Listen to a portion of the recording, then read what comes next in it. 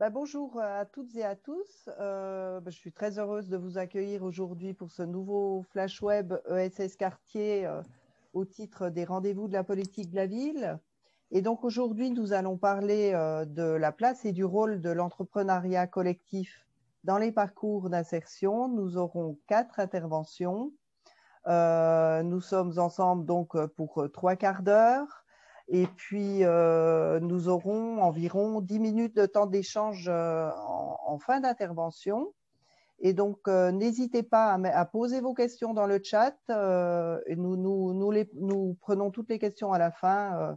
On va essayer de les regrouper et de pouvoir voilà, vous répondre le plus précisément possible.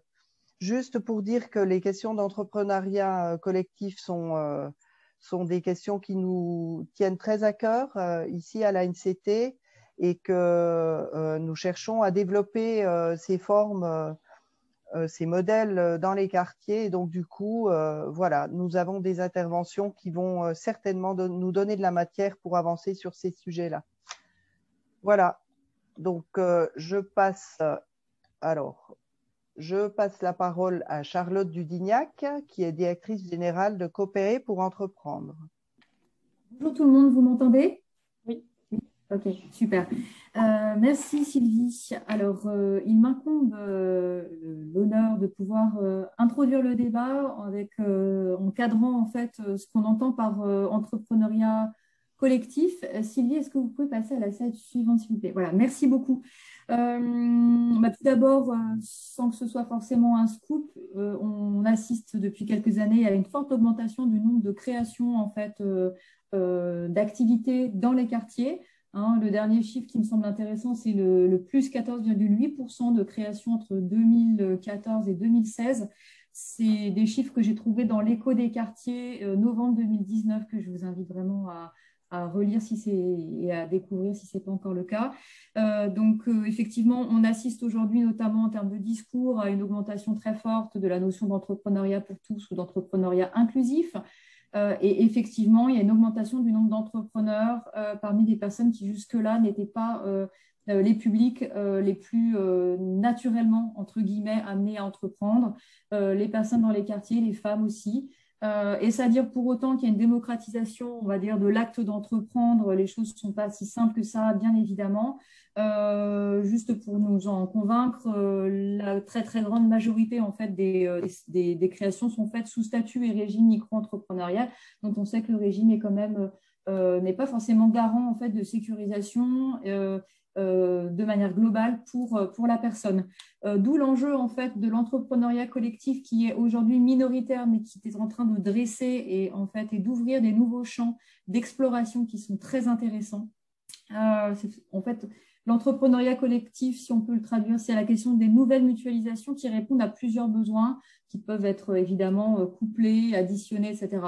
Il y a tout un premier enjeu autour de on va se mettre ensemble avec d'autres pour baisser les charges, pour pouvoir accéder à du matériel, à des produits, à des services, à des façons de faire qu'on ne pourrait pas se payer.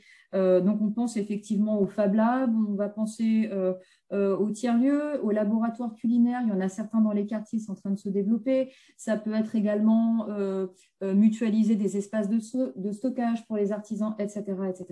Ça peut être effectivement aussi l'entrepreneuriat collectif, se mettre ensemble pour accéder à des nouveaux marchés. Donc là, c'est vrai que la question des plateformes est assez prégnante. Ça peut être aussi pour gagner du temps, notamment en diminuant le temps passé à la gestion administrative qui peut prendre facilement 20%. Et s'il n'est pas fait, ça peut aussi induire des risques réglementaires pour la personne.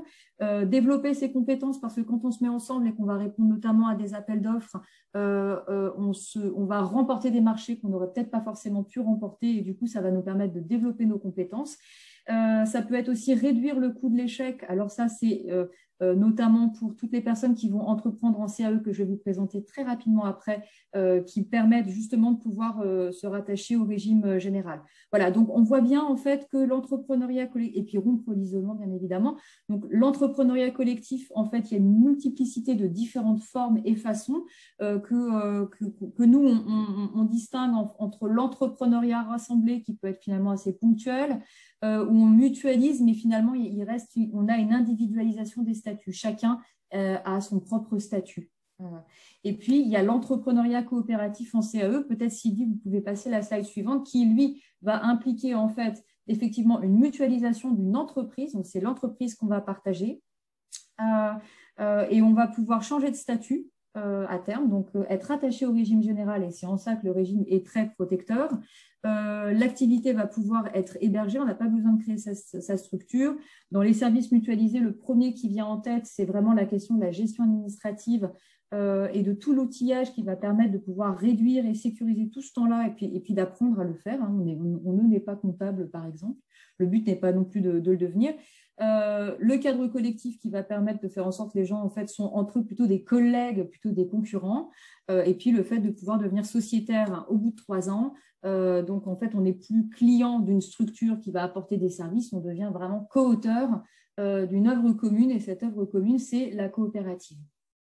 Voilà pour cette introduction.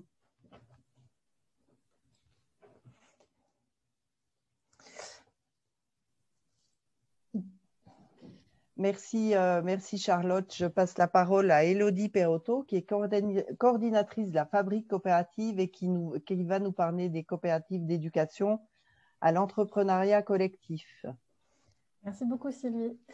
Bonjour à tous. Donc effectivement, on voulait vous présenter aujourd'hui plusieurs formes de projets de coopératives éphémères et de voir dans quel cadre s'inscrivent dans le parcours d'insertion des personnes. Nous, au sein de la Fabrique coopérative, on travaille sur ce qu'on appelle des coopératives d'éducation à l'entrepreneuriat collectif, qui sont des projets de formation et d'éducation dans lesquels on va proposer à un groupe d'une quinzaine de jeunes de créer et de gérer entièrement une entreprise coopérative sur une période allant de 2 à 6 mois.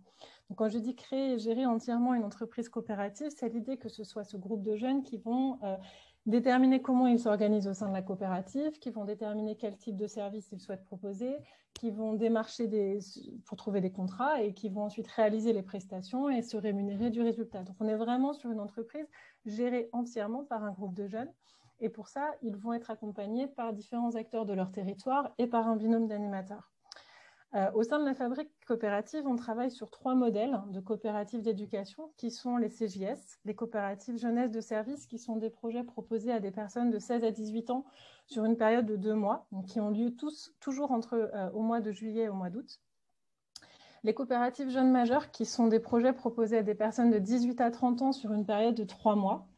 Et les coopératives de territoire, qui sont des projets en fait, qui vont répondre à un besoin identifié sur un territoire et auquel on souhaite répondre en proposant une coopérative éphémère et qui vont être proposés à des habitants d'un quartier ou d'un territoire défini sans forcément se donner de limite d'âge et sur une période allant de 6 mois.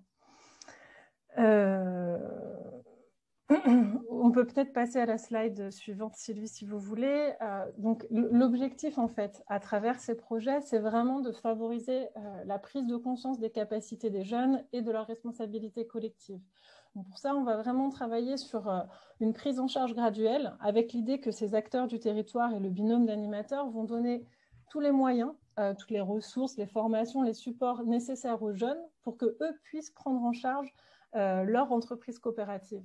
Donc, on travaille vraiment avec 2 formes de pédagogie qui vont être la pédagogie active, parce qu'en fait, je ne l'ai pas dit, mais ces entreprises coopératives, ce sont des entreprises qui ont une existence réelle. Elles sont rattachées au CAE qu'évoquait Charlotte à l'instant.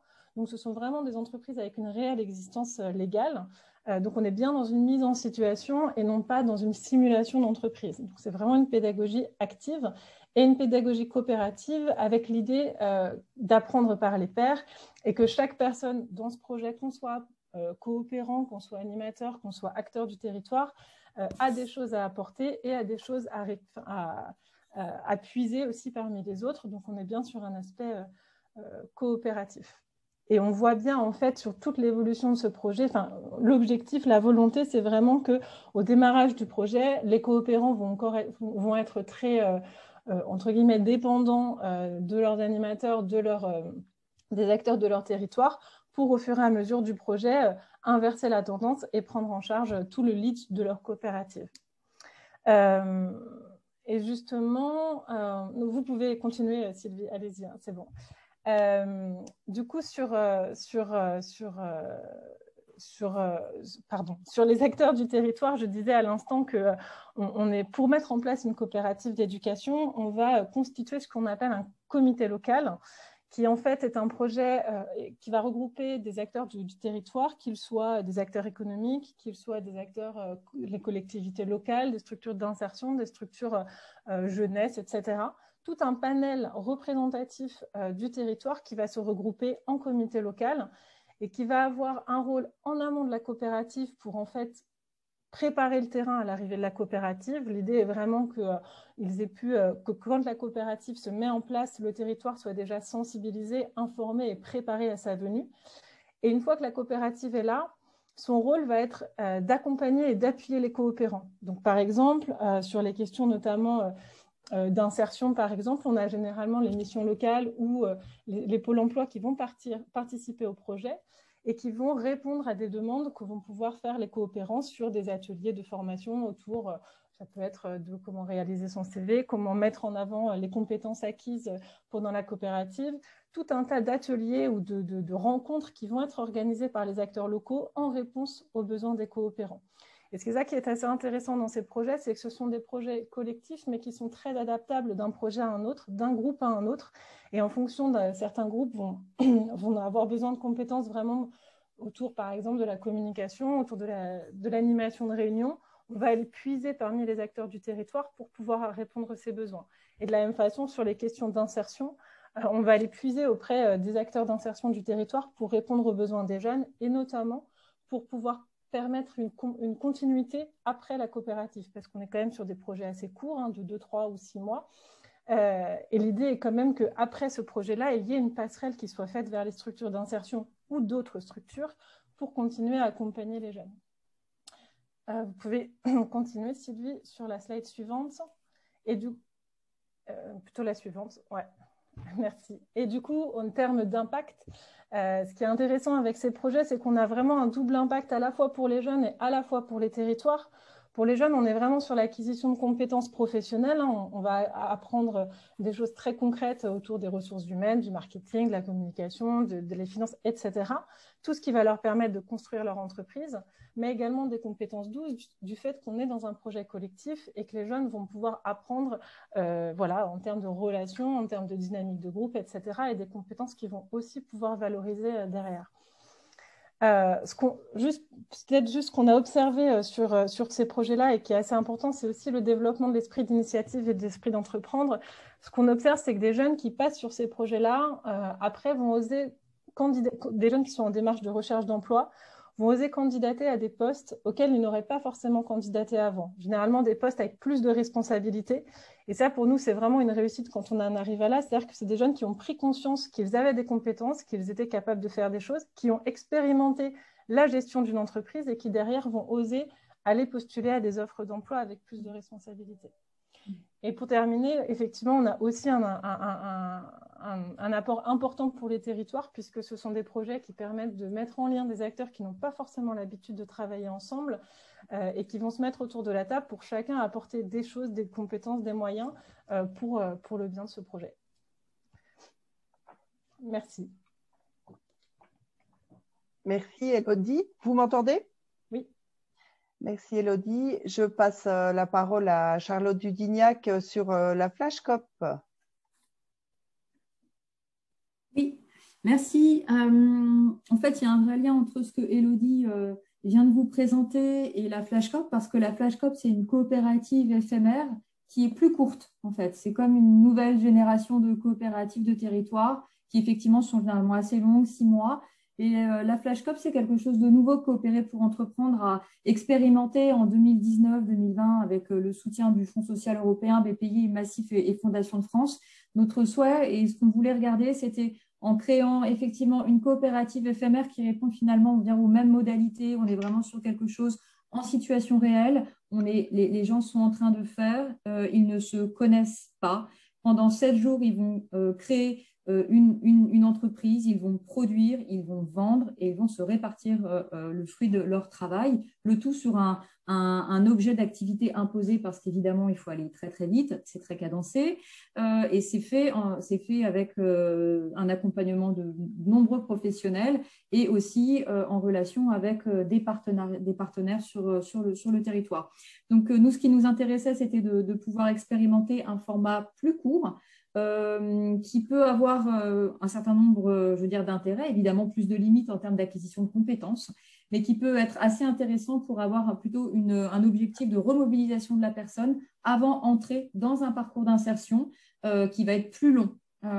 Et donc, effectivement, ça nous semblait une nouvelle petite marche qui pouvait être intéressante à pouvoir, on va dire, à mettre à disposition dans l'ensemble, on va dire, des offres et dispositifs d'accompagnement dont vous pouvez disposer, à savoir que ça peut tout à fait être en lien avec des expérimentations territoire zéro chômeur ou d'autres. Quelqu'un parlait aussi notamment des missions locales. Alors, effectivement, en ce moment, on est en train d'expérimenter des flashcopes dans le cadre de missions locales sur du 100% inclusion. Et donc il y a des enjeux ici de montée en compétences aussi sur les dimensions de développement, d'accompagnement sur les volets économiques, parce qu'effectivement, on va parler prix de vente, on va parler d'un certain nombre de choses sur le public mission locale, mais c'est des choses qu'on peut faire. Du coup, juste l'expérimentation, il y a des chiffres qui sont aussi intéressants. Ensuite, c'était une expérimentation en plein Covid, donc cette expérimentation, faut toujours être un peu prudent par rapport aux chiffres, mais il y a des chiffres qui sont vraiment intéressants sur ce que ça peut produire, que ce soit en termes de remise en confiance. C'est aussi des personnes qui, effectivement, si on prend l'exemple, par exemple, assez souvent, on utilise comme produit ou activité imposée du culinaire. C'est des gens qui peuvent avoir été, on va dire, avoir des compétences en culinaire ou des choses comme ça, voire même avoir été formés, mais ce qu'on va leur apprendre, c'est une vision 360. Rares sont les personnes qui vont entrer, on va dire, dans les flashcopes, qui ont eu l'occasion d'aborder les questions de compta, de gestion, de commercial, de communication. Généralement, elles vont être assez rapidement dans leurs études orientées vers de la production. Et c'est là tout l'intérêt, c'est que ces personnes-là ont des compétences qui sont aujourd'hui invisibilisées, et qui vont se révéler au contact de la flashcop et avec le collectif qui est absolument fondamental dans la prise de conscience de la personne, de ses compétences, à savoir que ces personnes sont finalement assez isolées aussi dans leur quotidien. Je pense assez souvent quand elles entrent, elles disent oui, moi je ne sais pas travailler avec les autres. Et en sortie de ça, déjà qu'elles puissent se rendre compte qu'elles y ont pris du plaisir, que ça leur a donné de la force, c'est déjà une très belle victoire et c'est un très bon marchepied pour aller vers la suite. Je pense que voilà. Donc, en fait, ce que je viens de dire, eh bien, c'est écrit, c'est-à-dire qu'effectivement, les bénéfices, c'est devenir auteur, autrice, prendre conscience de ses compétences, de ses capacités à travailler en groupe, dessiner son projet professionnel. Alors, il y en a beaucoup, en fait, dans les expérimentations qu'on a conduites qui ont un projet entrepreneurial, mais qui est assez vague. Parce qu'aujourd'hui, les gens se projettent plus dans le fait de créer leur entreprise plutôt que d'être salariés, ce qui va nécessiter notamment l'acquisition de diplômes, etc. Ils ne savent pas faire. Donc, effectivement, on arrive assez vite à dire, alors moi, j'aimerais créer mon activité. Pour autant, le passage à l'acte nécessite effectivement de comprendre ce que ça veut dire d'entreprendre, comprendre aussi le réseau d'accompagnement du territoire. C'est des gens qui ne savent très peu, en fait, qu'ils peuvent faire appel à des structures du réseau d'accompagnement à la création d'activités. Donc ça, c'est important. Et ce qu'on peut dire du format court, ce format très court, ça permet aussi de maintenir un niveau fort de motivation. Parce que c'est vrai que c'est des gens qui n'ont pas forcément la capacité à rester très longtemps mobilisés dans un parcours. Donc, 7 jours, c'est faisable. Il y a aussi cet objectif de vente où ils vont réellement vendre et être devant des gens. Donc, ça, c'est très mobilisant. Il y a un vrai objectif qui est atteignable et qui est très concret. Et puis, c'est vrai que ça permet aussi, ce format court, de pouvoir se mettre à travailler avec des acteurs, entre acteurs sur un territoire qui ne se connaissent pas ou n'ont jamais fait de choses ensemble. Et plutôt que de partir sur quelque chose d'énorme, de plusieurs mois, sur lequel, en fait, il peut y avoir des difficultés peut-être de réalisation, c'est un premier pas aussi pour apprendre à travailler ensemble. Et ça, c'est intéressant. Et puis, ça permet aussi de pouvoir faire plusieurs flashcopes, plusieurs dispositifs en une année, non pas quelque chose de trop lourd qui peut aussi trop mobiliser parfois les équipes. Et juste pour finir, vous dire que coopérer pour entreprendre, là, on a fini la phase expérimentale et maintenant, on est dans la phase de déploiement où on accompagne en fait les projets qui souhaitent se développer sur les territoires. Voilà pour ça. Merci Charlotte. Je vais passer la parole à Chloé Séchet qui est chargée de mission au RTES et qui va nous parler de toute cette question du lien entre l'économie informelle et l'ESS. Oui, merci beaucoup et bonjour à toutes et à tous. Donc, Chloé Séchet, je suis chargée de mission au RTES, le réseau des collectivités territoriales pour une économie solidaire qui réunit 160 collectivités à l'échelle nationale qui partagent un ensemble de valeurs et la conviction et la mise en œuvre de politiques de soutien à l'économie sociale et solidaire sur leur territoire. Le RTS a lancé en fin 2020 un chantier autour d'économie informelle et économie sociale et solidaire, qui s'inscrivait aussi dans la suite de travaux développés par le RTS sur une thématique plus large qui était économie sociale et solidaire et quartier et politique de la ville. Mais c'est un sujet qui a émergé. Donc là, c'est vrai que je l'ai mis. Il émerge aussi dans un cadre où, au niveau national, il y a le rapport du CNV pour lequel le RTES a été auditionné sur l'économie informelle qui est paru en 2019. Je pourrais ensuite vous le partager. C'est un rapport très intéressant. Et puis après, nous, en questionnant les collectivités adhérentes, on s'est rendu compte que c'était vraiment un sujet qui intéressait les collectivités pour plusieurs raisons, parce qu'elles ont aussi pas mal de remontées, de plaintes, de nuisances de la part des habitants. C'est malheureusement souvent la première clé d'entrée, la première clé d'entrée de repérage des pratiques informelles.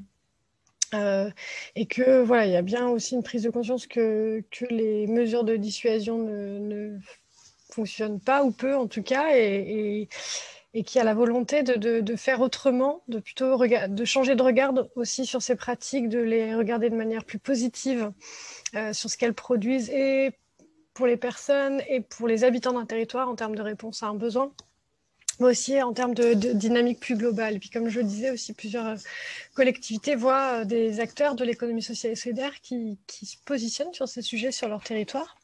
Du coup, on a développé un chantier de travail pour travailler sur le passage de l'économie informelle à l'économie sociale et solidaire, mais par et vers l'économie sociale et solidaire. Et puis, comme je le disais, contribuer à la reconnaissance et à l'utilité sociale de cette économie informelle et de ces pratiques informelles. Du coup, c'est un chantier de travail qui vise à partager les expériences entre collectivités territoriales sur ce sujet, et puis surtout mettre à disposition des ressources. Donc pour ça, au niveau du RTS, on a d'une part organisé un groupe de travail qui réunit une quinzaine de collectivités territoriales. Donc là, elles apparaissent à l'écran, donc une quinzaine de collectivités qui peuvent être des communes, des intercommunalités et 2 conseils départementaux, 2 territoires différents, même si on a une concentration de collectivités franciliennes, mais pas uniquement, avec aussi une autre belle répartition. Et des collectivités qui finalement s'emparent de ce sujet et peuvent en être à des degrés assez différents de prise en main de ce sujet, de cette problématique, avec plusieurs collectivités qui ont déjà développé depuis plusieurs années des recherches-actions sur le sujet. C'est notamment le cas de Saint-Denis et Plaine Commune, qui ont notamment entamé une recherche-action depuis plusieurs années, une recherche-action et des enquêtes flash, comme ils ont appelé, sur plusieurs quartiers autour de la mécanique de rue, avec aujourd'hui des expérimentations sur plusieurs territoires de Plaine Commune pour travailler à cette formalisation. Donc là, ils sont vraiment en train de formaliser les choses. Il y a plusieurs pistes, mais dont justement une piste de réflexion d'entrepreneuriat collectif de mécaniciens. La forme n'est pas tout à fait arrêtée, mais en tout cas, les choses avancent de ce côté-là. Et puis, aussi d'autres recherches-actions menées autour des pratiques culinaires, ça a déjà été dit, mais c'est finalement aussi une forme d'entrepreneuriat coopératif qui ressort beaucoup. Et en tout cas, même si de pratiques informelles et après d'entrepreneuriat coopératif qui ressort beaucoup. On a aussi le conseil départemental de Mayotte, par exemple, qui a confié à la CRES, Chambre régionale de l'économie sociale et solidaire de Mayotte, une étude, un diagnostic sur l'économie informelle sur le territoire de Mayotte, donc qui représente une part très importante de l'économie à Mayotte, avec, au-delà du diagnostic, vraiment la volonté de réfléchir à l'accompagnement et aux formes d'accompagnement du passage de cette économie informelle à l'économie formelle vers l'entrepreneuriat collectif. Et puis plusieurs territoires qui sont plutôt au début de la réflexion. En tout cas, pourquoi ce focus sur économie informelle et économie sociale et solidaire et le chantier de travail que mène le RTS, c'est que par rapport au sujet d'aujourd'hui, on voit bien que la formalisation se fait, en tout cas dans les territoires là, qui expérimentent sur ce sujet, beaucoup via des formes de coopératives, soit coopératives éphémères, soit coopératives d'activité et d'emploi, et donc vraiment vers l'entrepreneuriat collectif. J'ai un peu peut-être pas mis les choses dans le bon ordre. En tout cas, on voit bien que sur plusieurs territoires avec lesquels on travaille, il y a plusieurs formes de coopératives éphémères qui ont déjà été expérimentées, dont une Flash Cop sur Angers Métropole, la Flash Cop Même Cookies. Voilà, parmi l'expérimentation Flash Cop que présentait Charlotte Dusignac à l'instant, il y a vraiment une expérimentation. Il y a aussi des coopératives éphémères de territoire qui ont plutôt porté là sur 6 mois, comme la coopérative éphémère Bon Morpas sur Rennes. Et puis, voilà, on a aussi organisé une conférence en ligne avec MigraCop, qui est un dispositif porté par l'association Réveil et l'association Melting Cop, qui ont eu l'occasion de développer 2 coopératives éphémères, soit autour du textile, soit autour de la restauration, cette fois en lien avec Paris. Enfin voilà, plusieurs expériences de coopératives éphémères qui peuvent derrière, pour les entrepreneurs, se prolonger via des CAE, des coopératives d'activité et d'emploi. On voit aussi des incubateurs qui se développent vraiment spécifiques sur ce sujet. Donc j'évoquais tout à l'heure la Chambre régionale de l'économie sociale et solidaire de Mayotte qui a développé par exemple un outil, un incubateur, l'outil Fania Lab, vraiment sur cette entrée de travail de la formalisation de pratiques informelles, où on a aussi une association qui s'appelle Incuba Street à Elbeuf, qui est aussi vraiment positionnée sur ces sujets. Et puis voilà, je le mettais là, et ça a aussi été évoqué par Charlotte, je crois, mais les entreprises à but d'emploi, l'expérimentation territoire zéro chômeur longue durée, peuvent aussi être des espaces vraiment pour tester son activité, formaliser son activité, la tester. Voilà, je ne vais pas redire tout ce qui a été dit auparavant, mais voilà, c'est vraiment ce qui ressort des collectivités territoriales et des structures qui participent à nos chantiers de travail, c'est que ces coopératives ont l'avantage de voilà, permettre ces espaces d'entrepreneuriat collectif ont l'avantage vraiment de pouvoir tester une activité, de le faire en pratiquant, dans la pratique, d'apprendre en faisant, et puis voilà, de pouvoir faire les choses sans prendre trop de risques, et avant voilà, une inscription plus forte dans le temps, une confirmation de son activité. Et du coup, par rapport à... Je voulais juste terminer mon intervention sur voilà, les leviers d'action des collectivités territoriales. Donc, Sylvie, si vous pouvez passer à la dernière slide. Voilà, ceux qu'on a déjà repérés, nous, auprès des collectivités territoriales, pour favoriser la transition de pratiques informelles par et vers l'économie sociale et solidaire. Donc, bien sûr, on en est quelque part au début de notre chantier de travail. Donc, les choses, on l'espère, se développer et s'affiner. Mais en tout cas, on voit déjà qu'il y a vraiment une importance de ces recherches-actions, de ces diagnostics en faisant, en marchant, enfin, en tout cas de favoriser et le repérage des pratiques informelles sur un territoire, mais aussi de créer des échanges sur le territoire et au sein de la collectivité, entre une diversité d'acteurs, élus, différents services, mais aussi acteurs du territoire, à la fois pour rendre visible, mais aussi pour qualifier et changer de regard. Je me dépêche. S'appuyer sur les collectifs d'habitants, les acteurs d'un quartier et de l'accompagnement, voilà, notamment les bailleurs sociaux, les associations, mais lever autant que possible les obstacles administratifs et financiers à la création d'entreprises, oser expérimenter et sortir des cadres habituels d'accompagnement. Voilà, ça a aussi été évoqué. Être clair sur les objectifs visés et partager ses expériences voilà, dans des espaces comme aujourd'hui ou groupe de travail du RTS. Voilà, excusez-moi pour avoir été un peu longue. Merci Chloé. On va peut-être juste passer un peu aux questions qui ont été posées sur le chat. Donc, peut-être pour Chloé, est-ce qu'il existe des collectivités territoriales qui ont été intéressées sur Auvergne-Rhône-Alpes? Voilà. Et puis l'autre question d'Hélène Hamès du GPV Rive Droite, c'était de savoir dans quelle mesure il était possible d'être associé à ces réflexions sur l'économie informelle.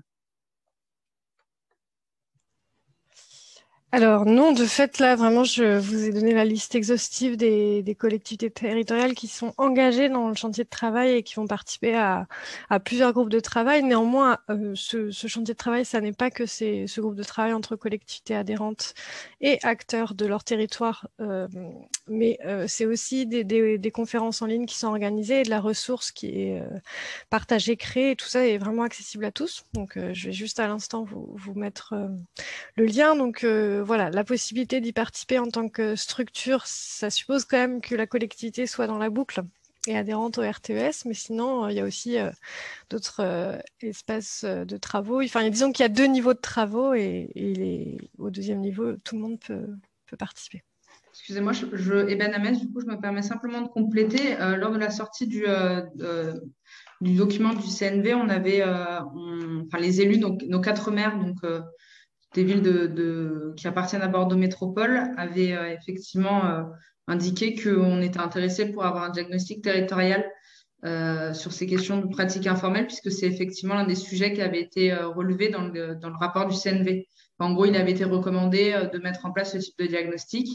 Et c'est vrai que nous, on est très intéressés d'engager des réflexions autour de ces questions-là. Et le courrier, effectivement, officiel qui avait à l'époque été envoyé aller dans ce sens. Donc, voilà, si en tout cas, à un moment, il y a une ouverture sur d'autres collectivités, nous, le GPV, on peut représenter les 4 communes et engager des choses avec vous si vous le souhaitez. Oui, merci, Madame Hamès.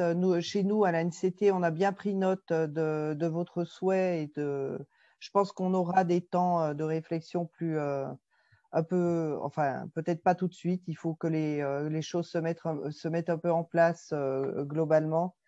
Mais chez nous, on a bien à l'idée votre intérêt. Après, côté RTES, je pense que Chloé a répondu. On peut peut-être passer aux questions suivantes. Il y avait des choses sur les flash COP sur les 7 jours, mais je pense que Charlotte a répondu. Et les questions de lien avec les missions locales sur le prix, je pense que c'est fait aussi. Maintenant, peut-être que je peux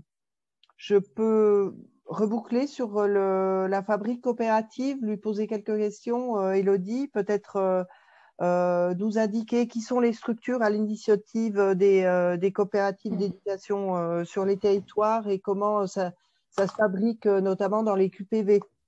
Oui, bien sûr. Alors, comme je l'indiquais tout à l'heure, un projet de coopérative d'éducation, ça se met en place avec le concours de plusieurs acteurs. Donc, c'est vraiment ce comité local qui va permettre de mettre en place les projets. Maintenant, à l'initiative des COP d'éducation, il y a un peu une évolution, c'est-à-dire que pendant plusieurs années, c'était souvent les CAE qui étaient à l'initiative des coopératives d'éducation. Depuis 1 an ou 2, on voit une évolution et ce sont plutôt des structures d'insertion ou des structures jeunesse, maisons de quartier, centres sociaux, voire missions locales qui sont à l'initiative des coopératives d'éducation et qui vont ensuite aller chercher des partenaires, donc une CAE ou une structure économique pour porter le projet et ensuite étoffer le comité, enfin voilà, le nombre d'acteurs autour d'eux. Mais c'est vrai qu'aujourd'hui, on observe de plus en plus, ou bien les collectifs, voilà, on observe plutôt des projets qui sont lancés à l'initiative de structures qui travaillent avec les publics les publics jeunes ou des publics en insertion, que ce soit des structures d'insertion ou des services jeunesse, des collectivités aussi, de plus en plus on observe qui sont à l'initiative de ces projets-là. Et globalement, sur les coopératives, les COP et les flash COP, quel est le lien avec l'économie plus classique, les acteurs de l'accompagnement Moi, je veux bien répondre à cette question. Les liens, en tout cas concernant les flash COP, la flash COP, elle a été pensée pour créer des liens et renforcer les liens. Donc, bienvenue pour toutes ces structures-là qui peuvent être accompagnées pour pouvoir maîtriser en fait l'ingénierie de ces 7 jours ou 14 jours, enfin voilà. Avec peut-être la petite spécificité, c'est que ce soit les CJS ou les flash COP, ces dispositifs-là sont des dispositifs qui permettent à des personnes qui vont rentrer dans ce dispositif-là de pouvoir facturer. Voilà. Et donc, il y a un enjeu, on va dire, à ce que la structure, elle ne soit pas uniquement sur de l'approche accompagnement, formation classique, mais qu'elles soient réellement en capacité de pouvoir très concrètement produire du CAP, qui est un contrat qui va pouvoir lier la structure à la personne, et cette dernière va pouvoir facturer, même si indépendamment de tout ça, elle est demandeur d'emploi, voilà. Donc ça c'est quand même important. Toutes les situations, on va dire, d'expérimentation, de situation réelle, pour que le réel marche, il faut que derrière, il y ait une structure qui puisse prendre en charge ça d'un point de vue gestion sociale, gestion administrative et comptable. Et toutes les structures aujourd'hui ne le font pas. Mais du coup, on a aussi mis en place des choses pour permettre aux structures de le faire. Voilà. Élodie, est-ce que les jeunes en CJS ou en CJM ont aussi accès au contrat CAP? Tout à fait. Tout à fait. On signe, dans ces projets-là, on signe exactement le même contrat que n'importe quel entrepreneur dans une CAE. Donc, ce sont exactement les mêmes contrats qui ont cet avantage d'être des contrats commerciaux et non pas des contrats de travail, et qui, du coup, permettent à une personne, par exemple, qui va toucher, comme le disait Charlotte, qui va toucher des indemnités Pôle emploi ou qui va bénéficier de la garantie jeune, de ne pas perdre, en fait, ces indemnités ou ces autres aides. C'est compatible, en fait. Donc, c'est une des raisons pour lesquelles on a choisi de partir sur ce contrat-là au départ. La seule particularité, c'est qu'il faut avoir au moins 16 ans pour pouvoir les signer, mais ça, c'est assez classique. Et après, tout le monde peut signer, enfin, tous les jeunes, tous les participants peuvent signer un contrat CAP. Ouais. Et puis, aussi une question qui me paraît très importante sur des retours d'expérience que vous auriez sur la mobilisation des habitants sur ce type d'action, et pour les toits, là, pour le coup. C'est vrai que c'est important pour nous dans la politique de la ville, tout ce volet participation des habitants. Est-ce que l'une ou l'autre, je sais que par exemple dans les comités locaux des CJS, parfois il y a des habitants. Dites-nous un peu. Oui, je peux commencer. Du coup, en effet, c'est des projets qui ont cet avantage de pouvoir mobiliser toute personne, quel que soit son parcours, ses compétences, sa disponibilité. Donc, sur les CJS, en effet, on essaye d'avoir un maximum de personnes qui y participent. Donc, ça peut être des habitants.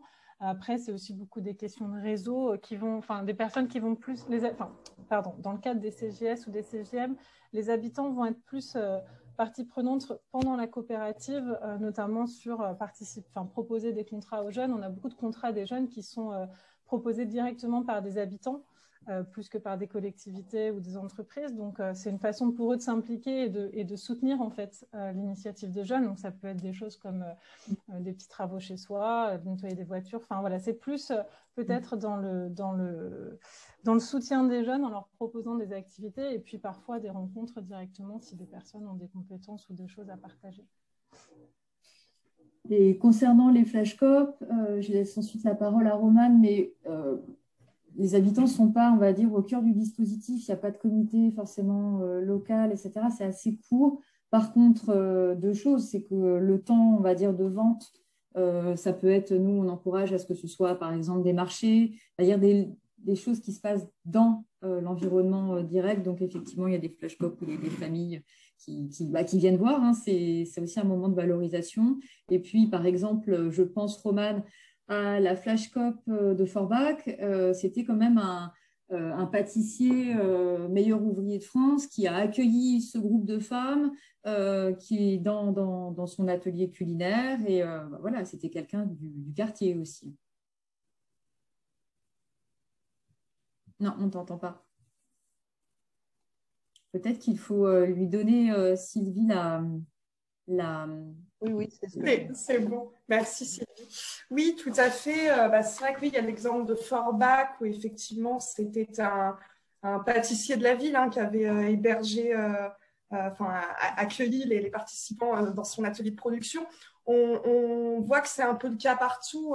C'est aussi un moyen, ces flashcopes, de développer l'activité au sein du territoire. En général, toutes les structures porteuses de flashcop identifient au sein du quartier ou de la ville les partenaires, notamment sur le volet production.